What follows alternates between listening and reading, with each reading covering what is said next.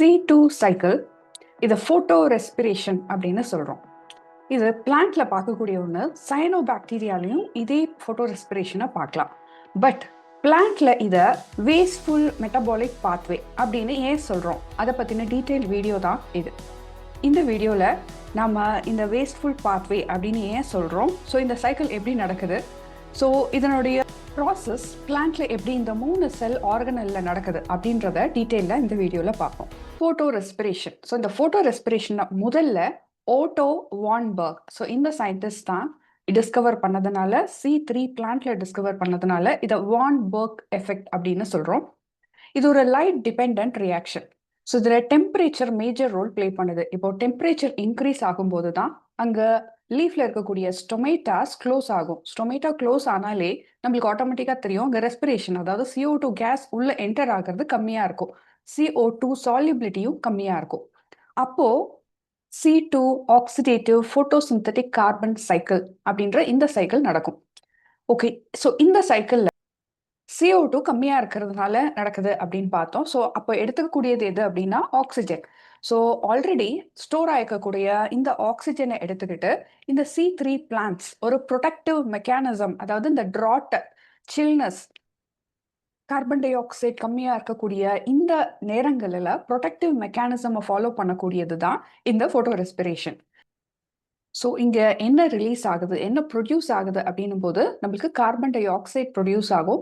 இந்த carbon dioxide further Calvin சைக்கிளுக்கு use ஆகப்படும். இதில் மேஜராக இம்பார்ட்டண்ட்டான என்சைம் என்ன அப்படின்னா ருபிஸ்கோ.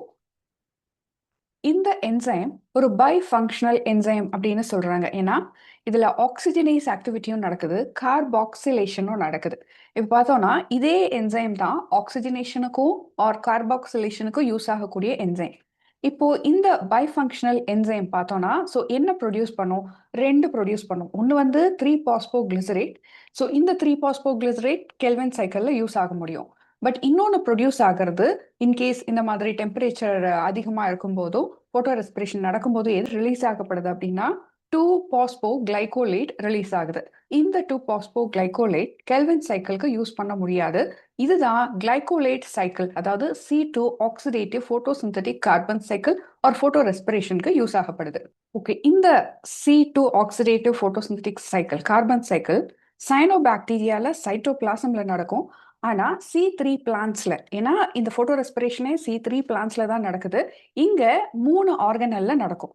ஸோ எந்த 3 ஆர்கனல் அப்படின்றதையும் இந்த வீடியோல பார்க்கலாம். ஸோ அதுக்கு முன்னாடி இந்த போட்டோ ரெஸ்பிரேஷன் அப்படின்றத நம்ம வந்து எப்போ பார்க்க முடியும் அப்படின்னா low carbon di oxide and high oxygen இருக்கும்போது அப்படின்றத முன்னாடியே பார்த்தோம். ஸோ அதை தவிர இங்கே கார்பன் டை ஆக்சைடு ரிலீஸ் ஆகுது. ஸோ இந்த கார்பன் டை ஆக்சைடு ரிலீஸ் தான் என்ன பண்ணும் அப்படின்னா பிளான்ட் பயோமாஸையே ரிடக்ஷன் பண்ணும். ஸோ அதனால தான் இதை வேஸ்ட்ஃபுல் அப்படின்னு சொல்கிறோம். இன்னொரு வேஸ்ட்ஃபுல் மெக்கானிசம்னு ஏன் சொல்கிறோம்னா ATP அண்ட் NADP.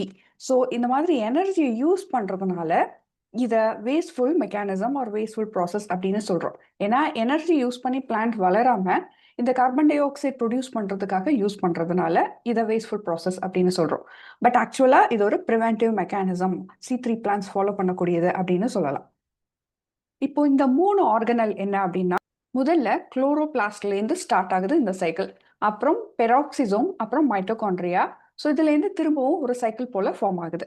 பட் ஆக்சுவலாக இந்த ப்ராசஸ் ஒரு சைக்கிளிங் ப்ராசஸ் கிடையாது. ஸோ இங்கே ஃபார்ம் ஆகக்கூடிய ப்ராடக்ட்ஸ் வேற வேற ப்ராசஸ்க்கும் சைக்கிள்க்கும் யூஸ் ஆகப்படுது. ஓகே, இப்போ முதல்ல குளோரோபிளாஸ்ட்ல ஸ்டார்ட் ஆகுது இந்த C2 சைக்கிள். இப்போ ஸ்ட்ரோமால, குளோரோபிளாஸ்ட்லையும் எங்க ஸ்டார்ட் ஆகுது அப்படின்னா ஸ்ட்ரோமால தான் இந்த ருபிஸ்கோ என்சைம் மூலியமா ஸ்டார்ட் ஆகுது.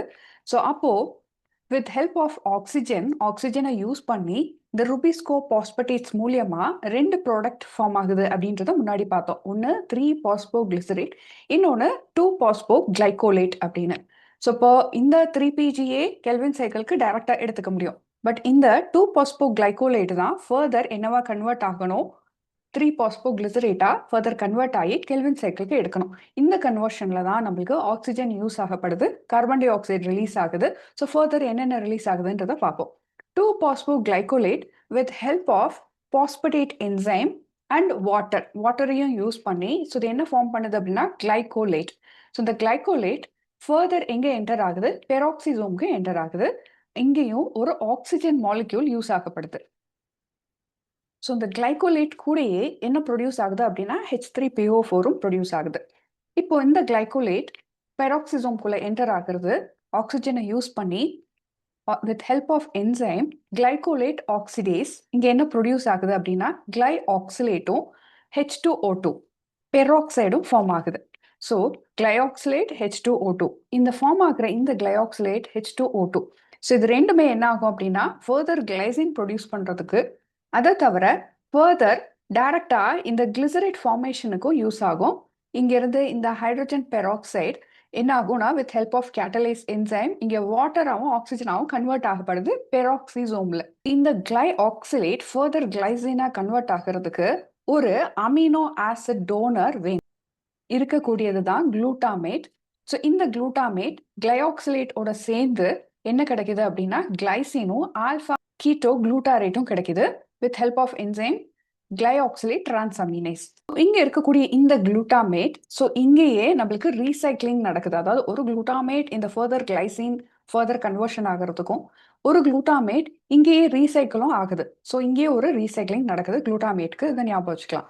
ஸோ இந்த ஃபர்தர் கிளைசின் என்ன நடக்குது அப்படின்னு பார்த்தோம்னா இங்கேருந்து ஃபார்ம் ஆன இந்த ஆல்ஃபா கீட்டா குளூட்டாரேட் கூட சேர்ந்து and with help of NAD+.